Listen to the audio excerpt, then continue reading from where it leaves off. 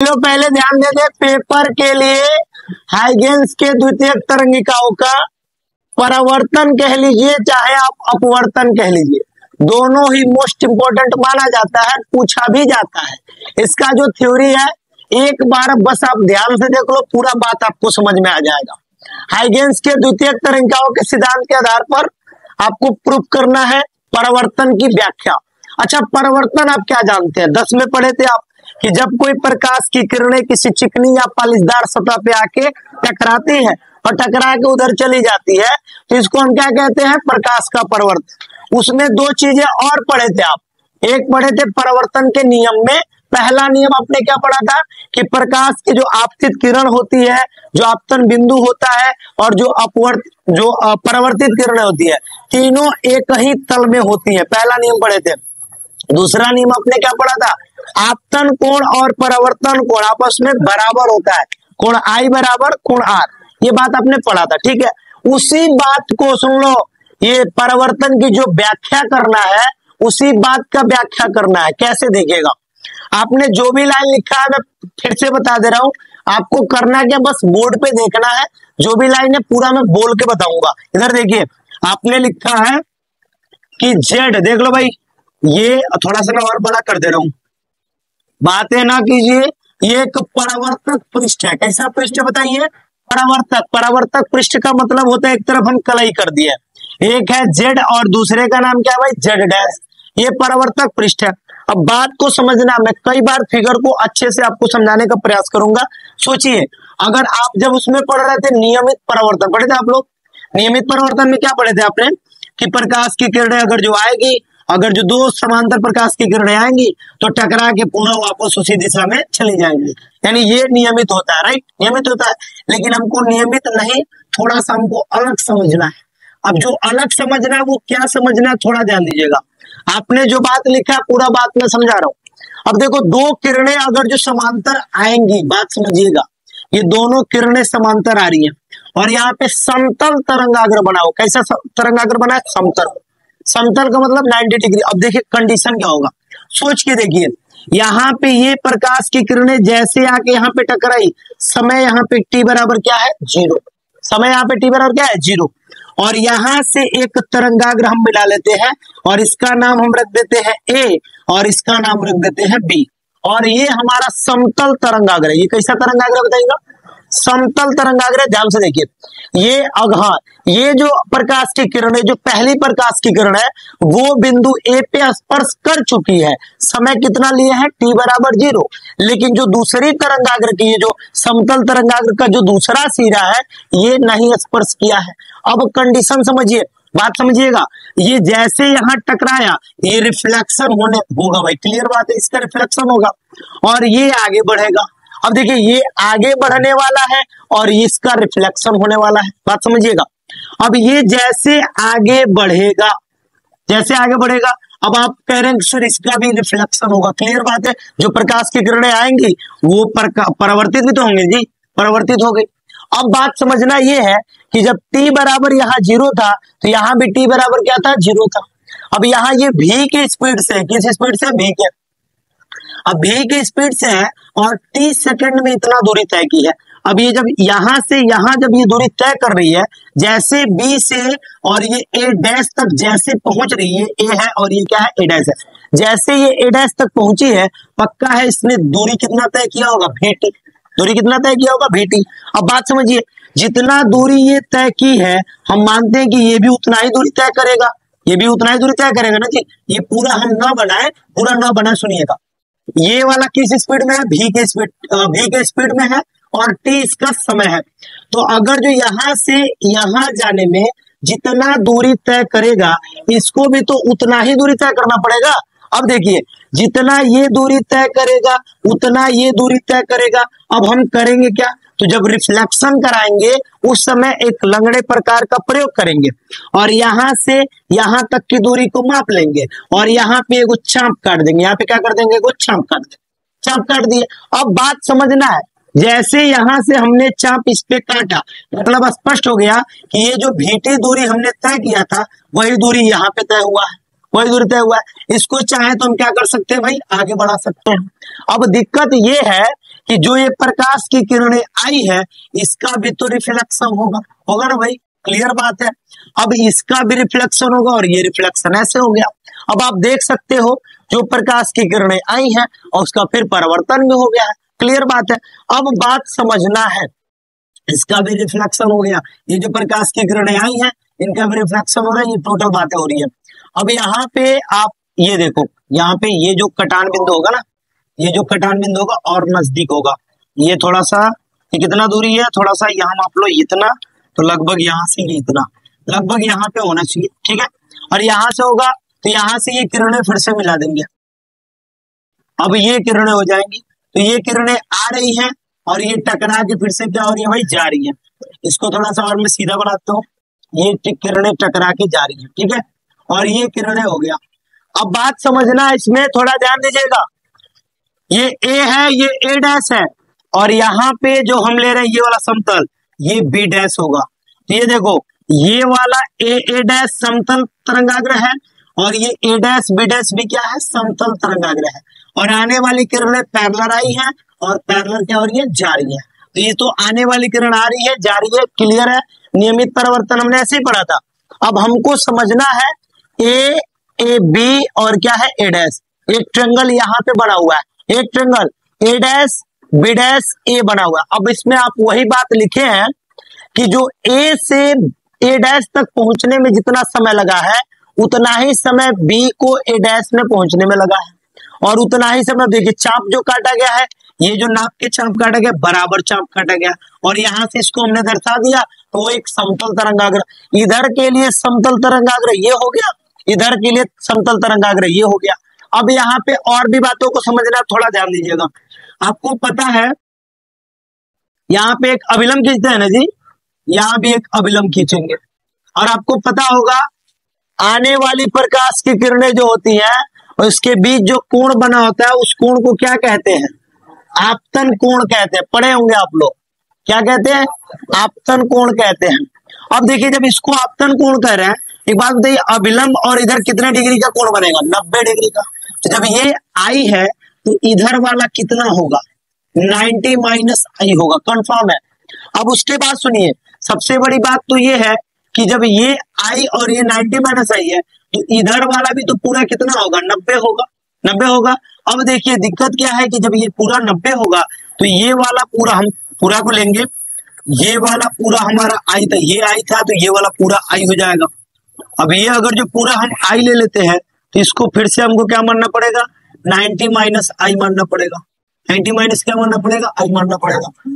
नहीं, आर इसको अभी नहीं लेंगे, आर हम इसमें ले लेते हैं, ठीक है, थोड़ा सा ध्यान दीजिएगा। अब यहाँ पे ये किरणें हैं, अब परावर्तित किरणें, ये परावर्तित किरणें इसको लेते हैं, और ये वाला इसको यदि हम आर मानते हैं तो ये वाला क्या हो जाएगा बताइए, 90 माइनस आर हो जाएगा।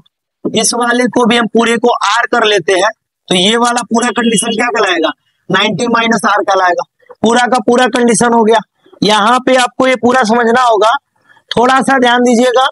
यहाँ पे एक ट्रायंगल लेते हैं, त्रिभुज, देखना त्रिभुज कौन सा ले रहे हैं, ए बी ए डैश। देखिए एक पहले बात समझा दे रहे, दूरी वाला, दूरी बराबर क्या होता है बताइए, चाल गुणे समय, दूरी बराबर चाल गुणे समय। कितना दूरी तय किया है जी, ए से ए डैश गया है, एक बार ए से ए डैश गया है, और एक बार कहां गया है, बी से ए डैश गया है, बी से ए डैश गया है, ठीक है। देखो ये ए से ए डैश गया है, बी से बी डैश ए डैश गया है, और ए से बी डैश भी गया है, चाप कटे है ना, ए से कहा गया है, बी डैश गया है। ये सब किसके बराबर है, VT के बराबर है, सब किसके बराबर है, VT के बराबर है, ठीक है। अब लेते हैं त्रिभुज, समकोण त्रिभुज, कौन सा त्रिभुज लेंगे, समकोण त्रिभुज, समकोण त्रिभुज ए, देखते रहो। यहाँ पे देखो मैं अलग से बना के दिखाऊंगा, ये ट्रायंगल है, ऐसे गया है और इसको ऐसे लिया गया, ये ट्रायंगल है जी, इसका नाम ए है, इसका नाम बी है और इसका नाम ए डैश है। ये वाला कितने डिग्री का, 90 डिग्री का, 90 डिग्री का, तो लंब ये हुआ, आधार ये हुआ, कण ये हुआ, क्लियर है। अभी देखिए त्रिभुज ए डैश और किसमें, बी में, इसमें बताइए ए डैश, इसमें क्या होगा, इसको ले लेते हैं I sine theta equal to, sine I equal to sine theta का मान कितना होता है, लंब बटा कर्ण। लंब कितना बताइए, ए dash B, A dash B बटा में कर्ण ये आता है, ये लिमिट ला दी, ये तो दूरी चला नहीं, तो बस नीचे वाला पोजीशन है ना, ए और ए डैश, ए और ए डैश, इसको आप क्या कह सकते हैं बताइए, VT कह सकते हैं। क्या कह सकते हैं, VT बटा में क्या हो गया, ए डैश, समीकरण क्या हो गया 1। पुनः लेते पुनः त्रिभुज, पुनः त्रिभुज कौन सा ले ले बताइए, A B dash A dash, A B dash A dash में। अब इस त्रिभुज में काम करेंगे, ये भी देखिए ये वाला कितने डिग्री का बन रहा है भाई, 90 डिग्री का। ये वाला कितने डिग्री का है, 90 डिग्री का। जब ये 90 डिग्री का है तो स्पष्ट है ये वाला लंब होगा, ये वाला आधार होगा और ये वाला फिर कर्ण होगा। देखो इसमें लिखेंगे साइन, इसमें क्या मिलेगा, आर मिलेगा। साइन आर इक्वल टू लंब कितना बताइए, लंब कितना, B dash A dash B dash ना, बी डैश ए कह लो कोई बात नहीं है। चलिए ठीक है, ये क्या ले लेंगे, बी डैश ए ले लेंगे बटा कर्ण तो यही है ए डैश है, बराबर बी डैश ए का मान क्या भाई मेरे VT बटा में क्या है ए डैश। समीकरण क्या कर लेंगे 2। अगर हम यहाँ पे लिख दे समीकरण 1 और 2 से, ठीक है, अब आप समीकरण 1 और समीकरण 2 से काम करो तो पता चलेगा VT बटा ए डैश, ए डैश, VT बटा ए डैश, ये और ये दोनों आपस में क्या बताइए बराबर है। क्या मिलेगा, साइन आई बराबर क्या मिलेगा, साइन आर। 10 में आपने डायरेक्ट पढ़ लिया था कि आपतन कोण और परावर्तन कोण क्या होता है, बराबर होता है। आज आपने प्रूफ किया आपतन कोण और बराबर कौन होता है, परावर्तन कोण। ये जो होता है ये परावर्तन का दूसरा नियम होता है। परावर्तन का फर्स्ट नियम क्या होता है, आपतित किरण, परावर्तित किरण और आपतन बिंदु तीनों एक ही तल में होता है। इसके नीचे आपको एक लाइन लिखना है कि ये नियम आप परावर्तन का दूसरा नियम है तथा आपतन कोण, आपतित किरण, परावर्तित किरण और आपतन बिंदु तीनों एक ही तल में होता है। ये नियम पहला नियम है। तो जितना बात आप लिखे एक बार शुरू से बता रहे, ठीक है, सुनिएगा शुरू से पूरा सुना, बोलिए। हाँ यहाँ पे ये वाला ये लंब कौन है, एक मिनट कोई बात नहीं बता रहे। देखिए ये वाला ट्रायंगल बाहर निकाल दे, ये वाला और फिर ये ऐसे, मैंने बोला ये 90 डिग्री का, तो ये वाला लंब कहलाएगा। लंब के सटे हुए कौन कहलाता है, आधार, बाकी वाला कर्ण कहलाता है। आपने 10th में पढ़ा लंब ये कहलाएगा 90 डिग्री वाला ना। हाँ तो साइन आर ही लिए, ये वाला आर लिए है। एक मिनट रुक जाइए, ये वाला आर था ना, रुक जाइए, ये पूरा सुनिए, ये जब आर है ना ये वाला, तो ये पूरा आर ही लेना पड़ेगा। ये पूरा मैं आर लिया हूं, इसका बस छोटा वाले का मान बताया था तो मैंने पूरे का ले लिया, ठीक है, उससे कोई दिक्कत नहीं है, ठीक है। तो साइन आर ही लेना पड़ेगा, इसके लिए आर ही लेना पड़ेगा। 90 माइनस आर है, बिल्कुल सही है। चलिए थोड़ा शुरू से सुन लीजिएगा, शुरू सुनिए। हाइगेंस के द्वितीयक तरंगिकाओं के सिद्धांत के आधार पर तरंगों के परावर्तन की व्याख्या। आपने सबसे पहले क्या लिखा है कि माना, इधर देख लो शुरू से एकदम अच्छे से, माना Z और Z डैश एक परावर्तक पृष्ठ है। क्या है, जो आपने लिखना है वो मैं बता रहा हूं पूरा। ये प्रूफ आपको किताबों में बहुत कम, मुश्किल है, मिलेगा नहीं, इतना जान जाइए। और किताब में बहुत कम, चांस कम है। इधर देखिए बस फिगर के अकॉर्डिंग फिगर बनाया गया, बाकी किताब में मिलेगा नहीं, बस डेफिनेशन मिलेगा आपको। मैं डेफिनेशन आपको पूरा बता दे रहा हूं, ऐसे याद करा दे रहा हूं।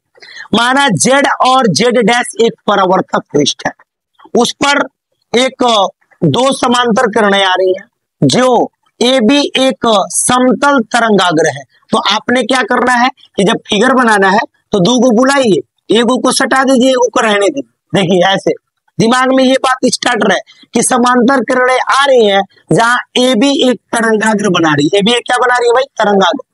जहां AB एक तरंगाग्र बना रही है, A जो है ना, A ये परावर्तक पृष्ठ पे सटा हुआ है, स्पर्श कर रहा है। और जब स्पर्श कर रहा है उस समय क्या हो रहा है, 0 हो रहा है।